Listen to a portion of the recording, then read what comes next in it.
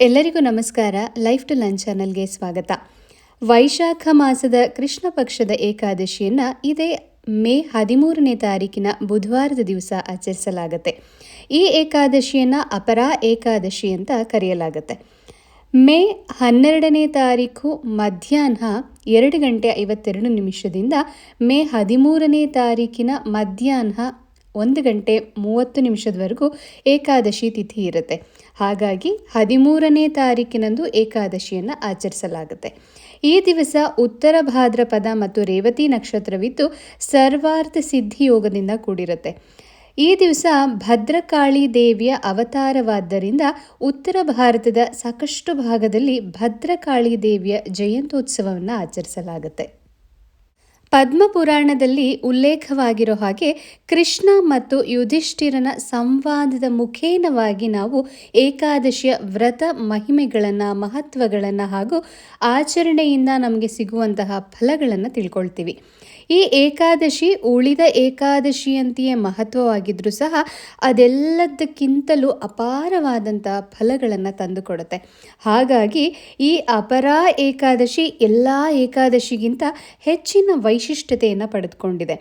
ಕೃಷ್ಣ ಈ ಏಕಾದಶಿ ಮಹತ್ವದಲ್ಲಿ ಯಾವೆಲ್ಲ ತಪ್ಪುಗಳನ್ನು ಮಹಾನ್ ಪಾಪಗಳು ಅಂತ ಪರಿಗಣಿಸಲಾಗತ್ತೆ ಅಂತ ಹೇಳಿದ್ದಾನೆ.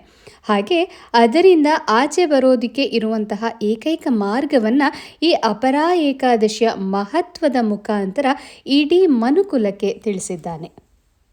ಒಮ್ಮೆ ಯುಧಿಷ್ಠಿರ ಕೃಷ್ಣನನ್ನ ಕುರಿತು, ಹೇ ಮಾಧವ, ಈ ವೈಶಾಖ ಮಾಸದ ಕೃಷ್ಣ ಪಕ್ಷದಂದು ಬರುವಂತಹ ಏಕಾದಶಿಯ ಹೆಸರೇನು, ಅದರ ಮಹತ್ವವೇನು, ಅದರಲ್ಲಿ ಯಾವ ದೇವರನ್ನು ಪೂಜಿಸಲಾಗುತ್ತೆ, ಹಾಗೆ ಆ ದಿವಸ ಉಪವಾಸವನ್ನು ಯಾವ ರೀತಿಯಾಗಿ ಆಚರಿಸಬೇಕು, ದಯಮಾಡಿ ಈ ಎಲ್ಲ ವಿವರಗಳನ್ನು ನನಗೆ ತಿಳಿಸಿಕೊಡು ಅಂತ ಪ್ರಾರ್ಥನೆಯನ್ನು ಮಾಡ್ತಾನೆ.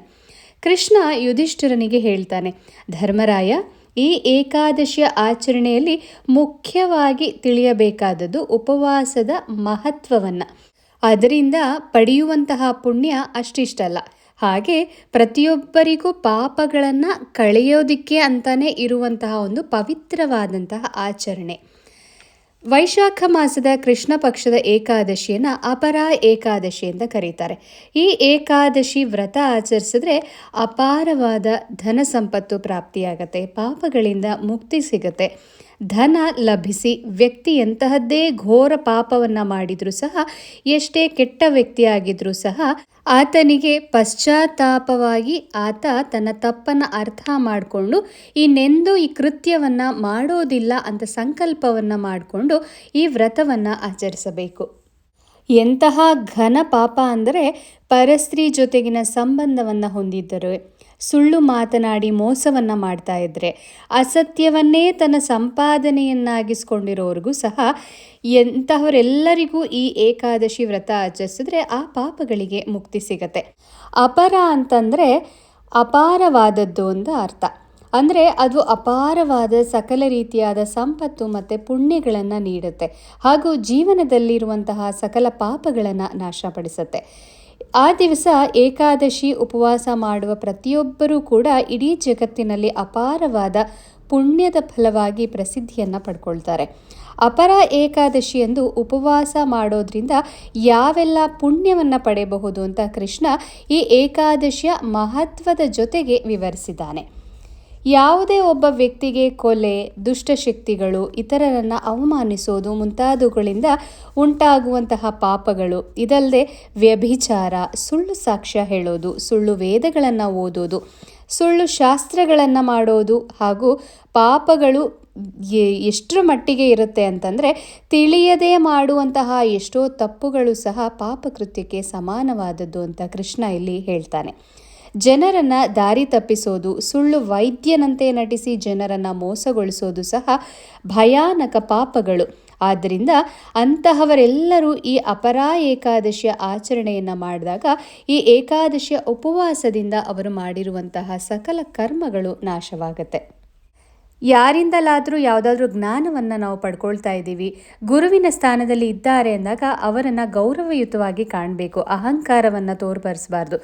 ಆದರೆ ಇತ್ತೀಚಿನ ದಿವಸಗಳಲ್ಲಿ ಗುರುವಿನಿಂದ ಜ್ಞಾನವನ್ನು ಪಡೆದು ನಂತರ ಗುರುವನ್ನೇ ಟೀಕಿಸುವಂತಹ ಶಿಷ್ಯರನ್ನು ನಾವು ಕಾಣ್ಬೋದು. ಅಂತಹವರು ಅಜ್ಞಾನ ಅನ್ನುವಂತಹ ನರಕಕ್ಕೆ ಹೋಗ್ತಾರೆ. ಅಂತಹವರು ಈ ಅಪರಾ ಏಕಾದಶಿ ಎಂದು ಉಪವಾಸವನ್ನು ಆಚರಿಸೋದ್ರಿಂದ ಅವರಿಗಿರುವಂತಹ ಅಹಂಕಾರ, ಅಜ್ಞಾನಗಳು ನಾಶವಾಗತ್ತೆ.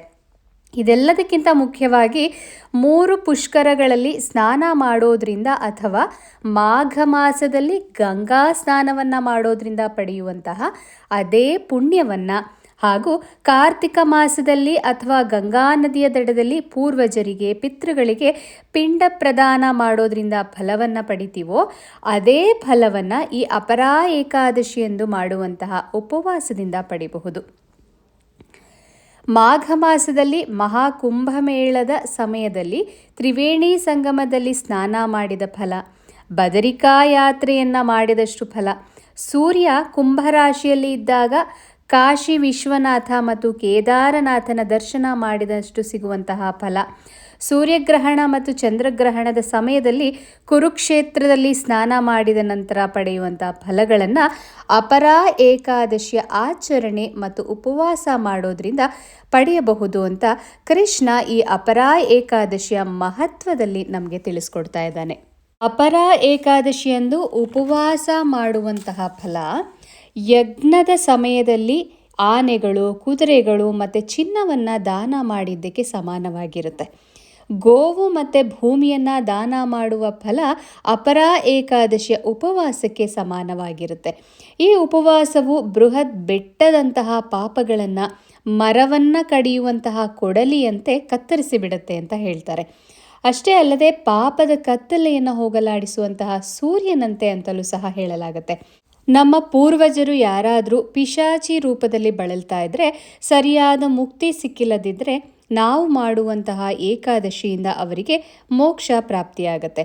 ಬ್ರಹ್ಮಾಂಡ ಪುರಾಣದಲ್ಲಿರುವ ಹಾಗೆ ಹಿಂದೆ ಧರ್ಮನಿಷ್ಠನಾದಂತಹ ಮಹಿಧ್ವಜ ಅನ್ನುವಂತಹ ರಾಜ ಸುತ್ತಲಿನ ಎಲ್ಲ ದೇಶಗಳಲ್ಲೂ ಅತ್ಯಂತ ಪ್ರಸಿದ್ಧನಾಗಿರ್ತಾನೆ. ಧರ್ಮಪರ ಕಾರ್ಯಗಳನ್ನು ಮಾಡ್ತಾ ಇರ್ತಾನೆ. ಹಾಗೆ ಎಲ್ಲರಿಂದ ಮೆಚ್ಚುಗೆಯನ್ನು ಪಡ್ಕೊಂಡಿರ್ತಾನೆ. ಅವನಿಗೆ ವಜ್ರಧ್ವಜ ಅನ್ನುವಂತಹ ಪರಮ ದುಷ್ಟ, ವಂಚಕ ಹಾಗೂ ಪರಮ ಪಾಪಿಯಾಗಿದ್ದಂತಹ ತಮ್ಮ ಇರ್ತಾನೆ. ಅಣ್ಣನ ಒಳ್ಳೆಯ ಗುಣಗಳನ್ನು, ಒಳ್ಳೆಯ ಕಾರ್ಯಗಳನ್ನು ಕಂಡ್ರೆ ಅವನಿಗೆ ಬಹಳ ಅಸೂಯೆ. ಸದಾ ಕಾಲ ಅಧಿಕಾರದ ಆಹಾಕಾರದಲ್ಲೇ ಇರ್ತಾನೆ. ದರ್ಪಗಳಿಂದ ಎಲ್ಲ ಜನಗಳನ್ನು, ಪ್ರಜೆಗಳನ್ನು ನೋಯಿಸ್ತಾ ಇರ್ತಾನೆ. ಹೇಗಾದರೂ ತನ್ನ ಅಣ್ಣನಿಗೆ ಕೆಟ್ಟದ್ದನ್ನು ಮಾಡಬೇಕು ಅಂತ ಹೊಂಚು ಹಾಕ್ತಿರ್ತಾನೆ. ಹೀಗೆ ಕೆಲವು ದಿನಗಳು ಕಳೆಯುತ್ತೆ. ಒಮ್ಮೆ ತನ್ನ ಅತಿಯಾದ ಕೋಪ ಮತ್ತು ಅಹಂಕಾರದಿಂದ ಅಣ್ಣನನ್ನು ಸಾಯಿಸಿಬಿಡ್ತಾನೆ. ಹಾಗೆ ಯಾರಿಗೂ ತಿಳಿಯದಂತೆ ಕಾಡಿನಲ್ಲಿದ್ದಂತಹ ಒಂದು ಅಶ್ವತ್ಥ ಮರದ ಕೆಳಗಡೆ ಅವನ ದೇಹವನ್ನು ಸುಟ್ಟು ಹಾಕ್ತಾನೆ. ಈ ರೀತಿಯಾಗಿ ಕೆಟ್ಟ ಸಾವನ್ನು ಅಪ್ಪಿದಂತಹ ರಾಜ ಮಹಿಧ್ವಜ ಪಿಶಾಚಿಯಾಗಿ ಅಲ್ಲಿಯೇ ಅಲಿತಾ ಇರ್ತಾನೆ. ಪೈಶಾಚಿಕ ಸ್ವಭಾವದಿಂದ ಅಲ್ಲಿ ಓಡಾಡುವಂತಹ ಜನರಿಗೆ ಬಹಳ ತೊಂದರೆಯನ್ನು ಉಂಟು ಮಾಡ್ತಿರ್ತಾನೆ. ಹೀಗಿರಬೇಕಾದ್ರೆ ಒಮ್ಮೆ ಅದೇ ಮಾರ್ಗವಾಗಿ ಧೂಮ್ರ ಮಹರ್ಷಿಗಳು ನಡೆದುಕೊಂಡು ಹೋಗಬೇಕಾದ್ರೆ ಅಲ್ಲಿದ್ದ ಪಿಶಾಚಿಯನ್ನು ಕಂಡು ತಮ್ಮ ತಪೋಬಲದಿಂದ ಅದ್ಯಾರು, ಯಾಕೆ ಹೀಗಾಯಿತು ಎಲ್ಲವನ್ನು ಅರಿತುಕೊಳ್ತಾರೆ. ಆ ದಿವಸ ಆ ಮರದ ಬುಡದಲ್ಲಿಯೇ ಉಳಿದುಕೊಂಡು ಮಾರನೇ ದಿವಸ ಏಕಾದಶಿಯನ್ನು ಆಚರಿಸಿ ಅದರ ಫಲವನ್ನು ರಾಜನಿಗೆ ಅರ್ಪಿಸ್ತಾರೆ. ಆದ್ದರಿಂದ ಆ ಪೈಶಾಚಿಕ ರೀತಿಯಲ್ಲಿ ಇದ್ದಂತಹ ರಾಜನಿಗೆ ಮೋಕ್ಷ ಸಿಕ್ಕಿ ಸ್ವರ್ಗಲೋಕ ಪ್ರಾಪ್ತಿಯಾಗತ್ತೆ. ಹೀಗೆ ಈ ಅಪರಾ ಏಕಾದಶಿ ಬಹಳ ಮಹತ್ವವಾದದ್ದು. ಶ್ರೀಕೃಷ್ಣ ಈ ಅಪರಾ ಏಕಾದಶಿಯ ಒಂದು ಮಹತ್ವದಲ್ಲಿ ತಿಳಿಸೋ ಹಾಗೆ ಪ್ರತಿಯೊಬ್ಬರೂ ಸಹ ಒಳ್ಳೆಯ ಮೋಕ್ಷವನ್ನೇ ಪಡೆದಿರ್ತಾರೆ ಅಂತ ಹೇಳೋಕ್ಕಾಗಲ್ಲ. ಈಗಾಗಲೇ ಕೃಷ್ಣ ಹೇಳಿರೋ ಹಾಗೆ ಯಾವ ಒಂದು ತಪ್ಪನ್ನು ಮಾಡಿದರೂ ಸಹ ಅದು ಪಾಪಕೃತ್ಯಕ್ಕೆ ಸಮಾನವಾಗಿರುತ್ತೆ.